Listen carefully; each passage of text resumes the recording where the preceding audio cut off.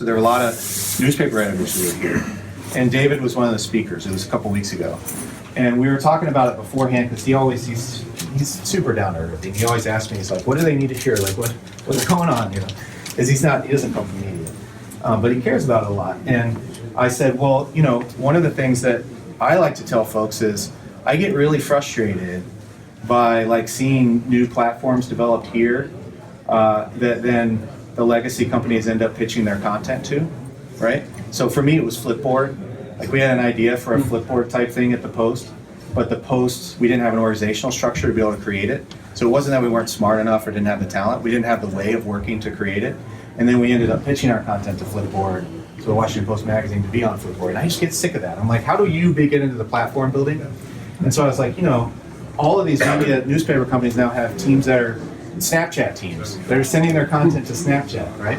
And David says, oh, Evan was one of my students, right? So Evan Spiegel, who's the founder of Snapchat, went to Stanford. He's like 25 years old, and now his company valued at $1 billion. And David told this story. I said, you got to tell this story and everything. So he told his story.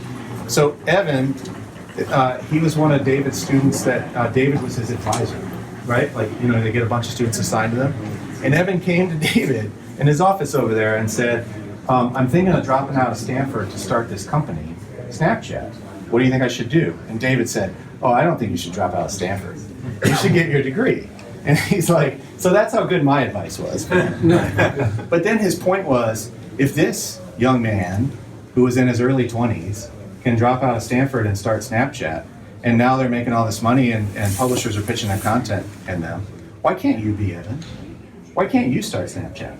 Right? Why can't you think in that way to come up with that thing instead of pitching your unique content that costs a whole lot of money to the people who create those things all the time? And that's really the thing that I think people need to embrace is like, if other people are creating all this stuff, what is it about them that allows them to create it? They're not smarter than you. They don't know more about the industry than you do, right? There's other factors, and how do you build those factors into what you do so that 3-4 years down the road, you're not just pitching your content to them, but you've created it, and maybe your colleagues in the room are pitching their content to you. I don't know, but it's all right there.